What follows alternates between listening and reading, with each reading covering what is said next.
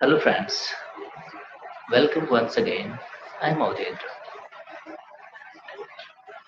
Friends, I saw the report today on the newspaper was published women with the hand bucket, uh, no water, no vote. They are in the queue, in the line, in the voting process, and they are demanding with their placard in her hand, demanding particularly women are in the line and protesting with the bucket in their hand, saying that no water, no vote. This very picture actually uh, got my attention today because it bears really attention. If you are uh, a good wish of your society, ये picture जो है ये अमृतसर की है, हमारे पंजाब की है।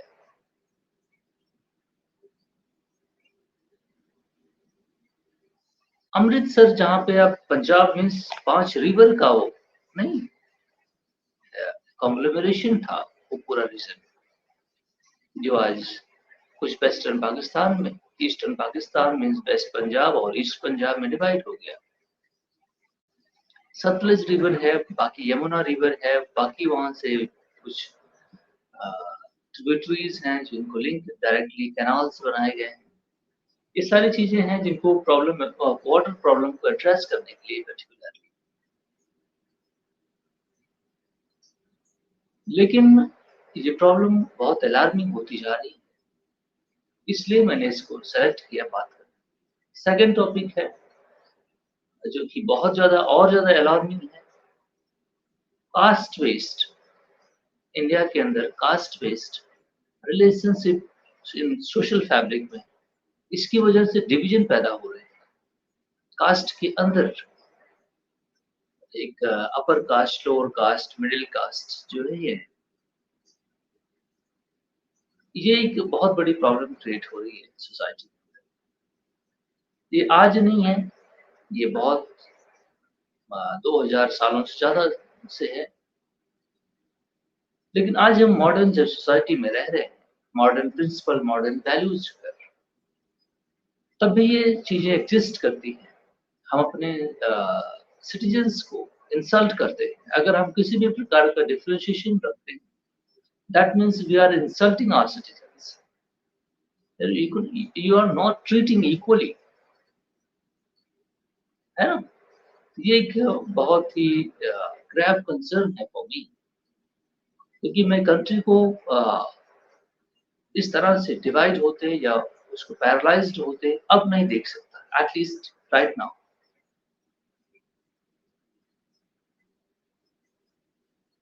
Religion के बिहाफ पर डिफरेंशिएशन है सोसाइटी के अंदर, कास्ट के बिहाफ पर है, और अब एक नया डायमेंशन और निकल के आ रहा है, इकोनॉमिक इनइक्वालिटी। इकोनॉमिक स्टेटस बनाए जा रहे हैं लोग, जबकि हमारा कॉन्स्टिट्यूशन आर्टिकल 16 में और 17 में इन टाइटल्स को रिजेक्ट करता है।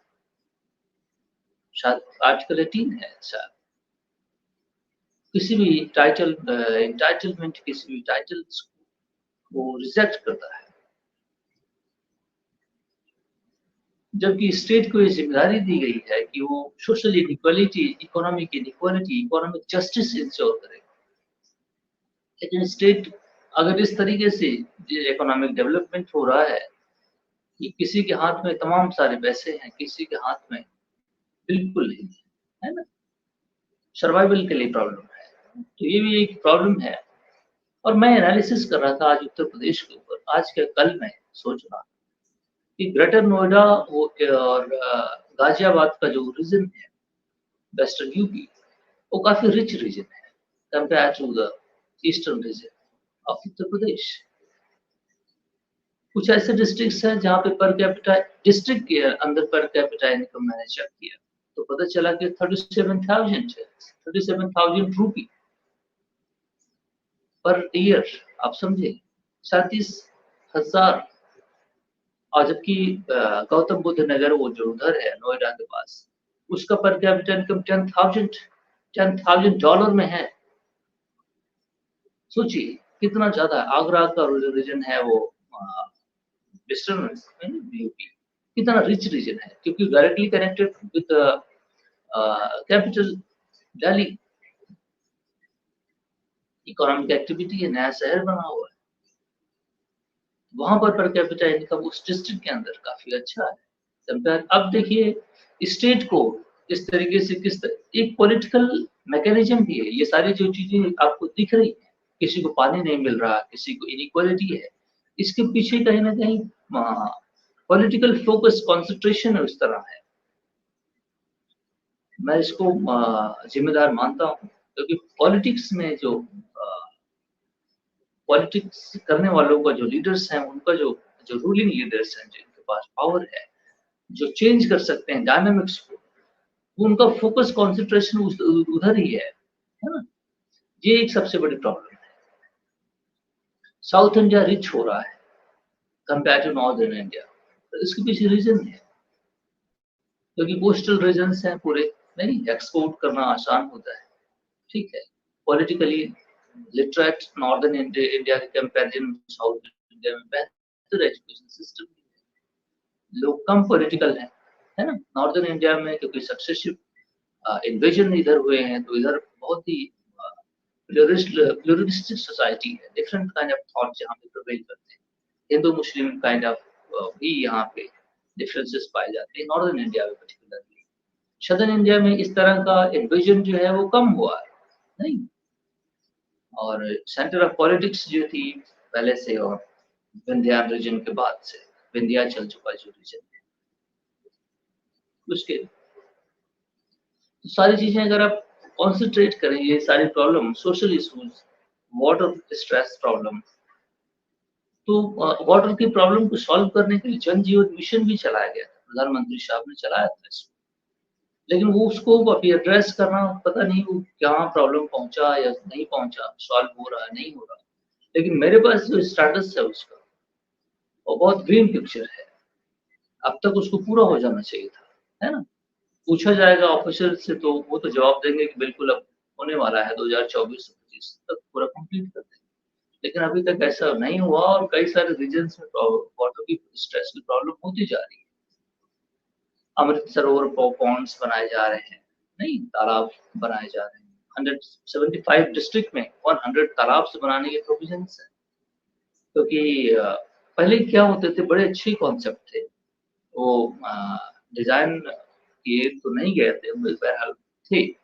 लोग कच्चा घर जब बनाते थे ना, तो कहीं से मिट्टी ले आते थे, अपना घर बनाते थे। ये मुझे कल ही बात समझ में आई। इस प्रॉब्लम को एड्रेस करने के लिए एक बार मैं यहाँ से इलाहाबाद से पटना की तरफ गया था ट्रेन से। तो मैंने देखा, मेरा पूरा दोनों तरफ कंसंट्रेशन था कि वाटर मुझे कहाँ दिखाई देता है, पानी। मैंने कहीं नहीं देखा तालाब में कहीं पानी, कहीं मैंने तालाबों में पानी नहीं देखा। मैं दूर दूर दूर तक नजरें दौड़ा दौड़ा कर देख रहा था कि कहीं वाटर रिजर्व है। तो मैंने देखा पूरी पूरी जमीन सूखी पड़ी है, कहीं पानी नहीं। लेकिन मैंने अपने बचपन में जो चीजें देखी कि तालाब भी हुआ करते थे, पानी भी हुआ करता था, वहां का एटमॉस्फेयर डिफरेंट होता था। अब लोग कच्चे घर जब बनाते थे बचपन में, तो जहां से मिट्टियां लाते थे वहां तालाब बन जाता था नेचुरली, और जहां पे ले आते थे उनका घर बन जाता था, और घर भी एनवायरमेंटली सस्टेनेबल होता था। आज हम लोगों ने इसको प्रेस्टीज से एसोसिएट कर दिया है। नहीं, 4 व्हीलर गाड़ी नहीं होगी, और आपके पास मॉडर्न इंफ्रास्ट्रक्चर नहीं होगा, तो आप एक बैकवर्ड सोसाइटी के लोग माने जाते हैं। नहीं, आप 2 व्हीलर से नहीं चलते हैं, आप एक्सरसाइज कर पैदल नहीं दौड़ते हैं, पैदल आते जाते नहीं, साइकिल नहीं चलाते, आप एक 3rd ग्रेड के आदमी। इस तरह ने एक सोसाइटी की जो चेंज ला दिया, कॉर्पोरेट्स ने इसको चेंज कर दिया। नहीं, उसमें प्रेस्टीज एसोसिएट कर दिया। अब हर कोई सब्जी लेने भी जाता है तो मार्केट में बेसिक नेसेसिटी के चक्कर में वो अ, अपना बाइक से जाता है। पॉल्यूशन करना, नहीं तो उसमें आने-जाने में पेट्रोल खर्च होना है, शरीर की एक्सरसाइज ना करना, नहीं? तो ये सारी प्रॉब्लम और ज़्यादा एसोसिएट हो जाती हैं। एट लीस्ट आप कहीं 2 किलोमीटर जाते हैं, आते हैं, तो आप फिज़िकल फिटनेस मेंटेन रहती है। लिटिल बिट आपके ठीक-ठाक रहते हैं, नहीं पॉल्यूशन नहीं होता गाड़ियों से। ये सोसाइटी के अंदर जो चेंजेज़ किए गए कॉर्पोरेट से, ये भी एक बहुत बड़ी प्रॉब्लम प्रॉब्लम बन रही है। कहीं आना-जाना हो आपको जेन्युइनली 10-5 किलोमीटर, 15-20 किलोमीटर तो आप गाड़ियों का इस्तेमाल।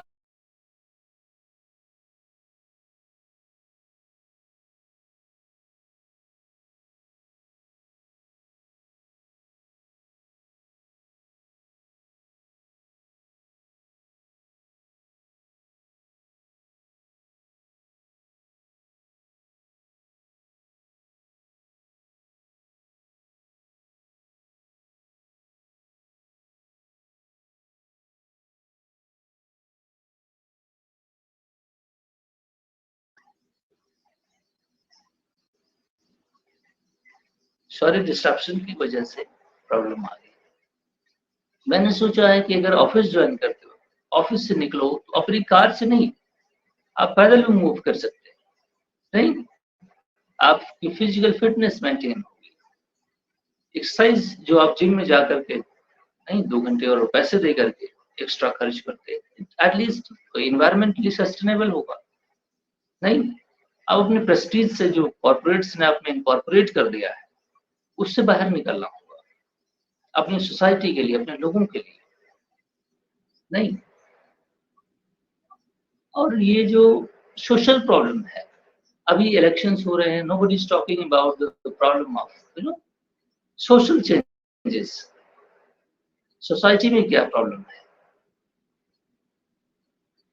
अपने जातियों को लेकर के वोट, रिलीजन को लेकर के वोट तो माँग रहे हैं। मिस्टर बीजेपी के सारे लोग जितने भी हैं, वो सारे के सारे कहीं कोई धनुष लिया हुआ है, कहीं कोई गदा लेके घूम रहा है, कहीं कोई तलवार लेके घूम रहा है, नहीं? कहीं कोई भगवान शिव का वो त्रिशूल लेके घूम रहा है, नहीं? ये सारे लोग और भगवा कलर में पूरे हिंदू कल्चर में पूरा गैल्वेनाइज़ किया हुआ है और फिर भी उनका क्लेम है कि मैं रिलीजन पर के ग्राउंड पर वोट नहीं माँगता।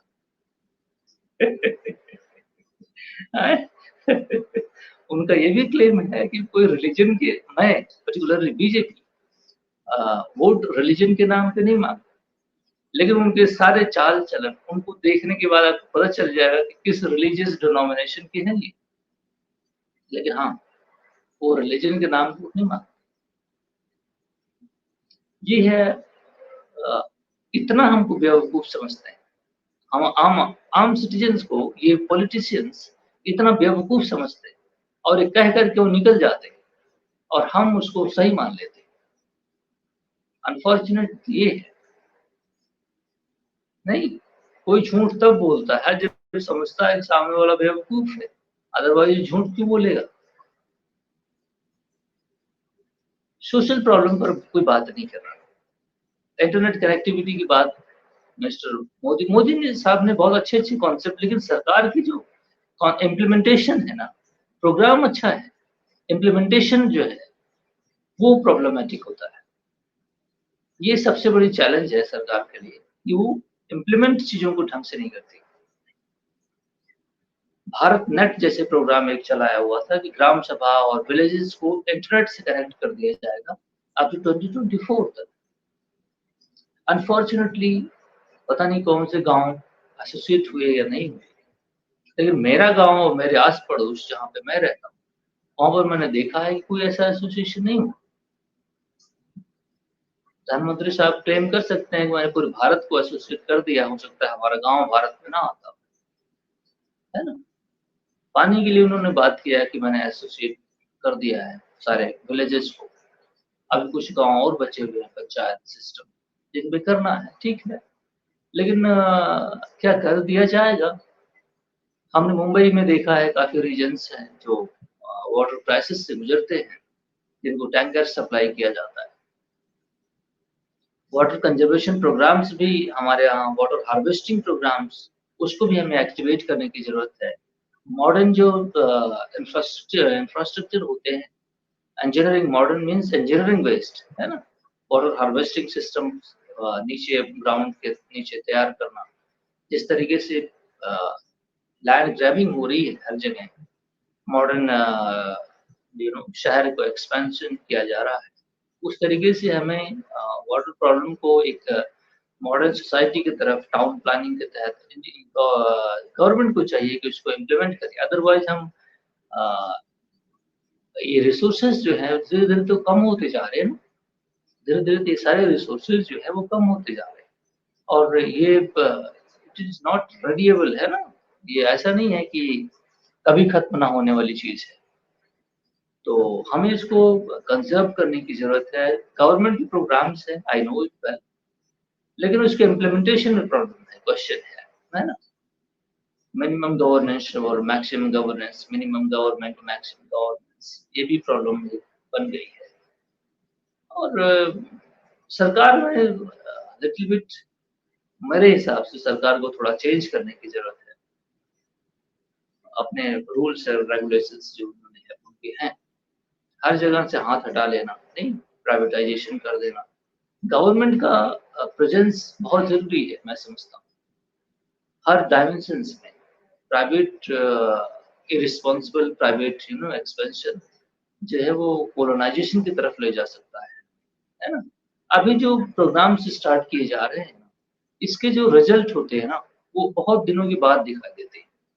फॉर एग्ज़ाम्पल के तौर पे जब फ़ेसबुक आया और ये व्हाट्सएप हुए वगैरह-वगैरह जो चैटिंग सिस्टम है, ये जब आए तो लोग काफ़ी एंथुसियास्टिकली लोगों के साथ शेयर करना, नहीं फ्रेंडशिप बनाना, फ्रेंड शेयरिंग करना, टॉकिंग करना, डिस्कशन करना, ये सब कर रहे थे।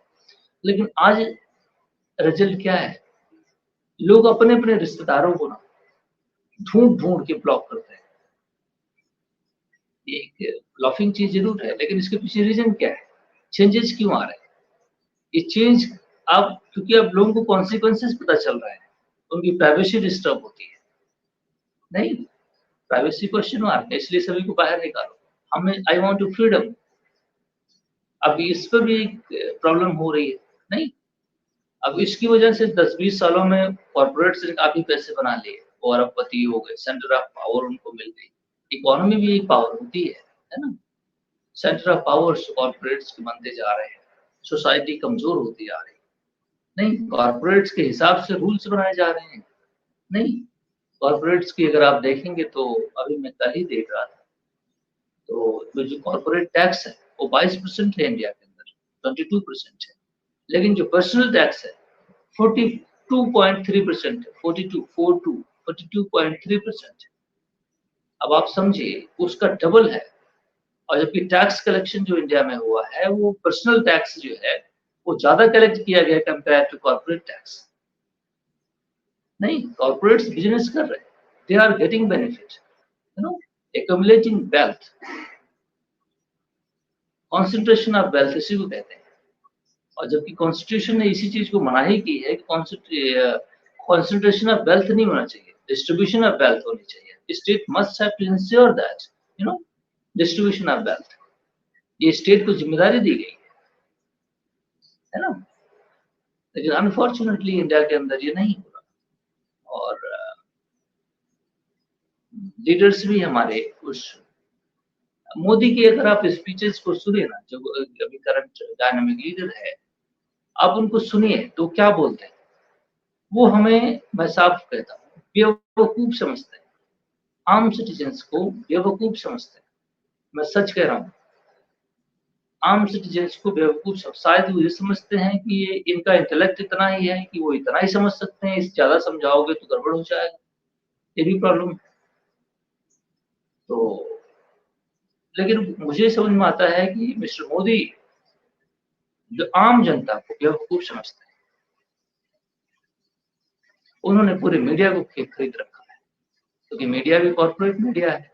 Corporate media means they are getting benefit in monetary terms, propaganda फैलाने के लिए, है ना? ये भी एक इश्यू है। ये सोशल चेंजेस जो मैंने बात करने की कोशिश की, इसको एड्रेस करने की कोशिश की, ये कैसे एड्रेस होगा अ, पता नहीं।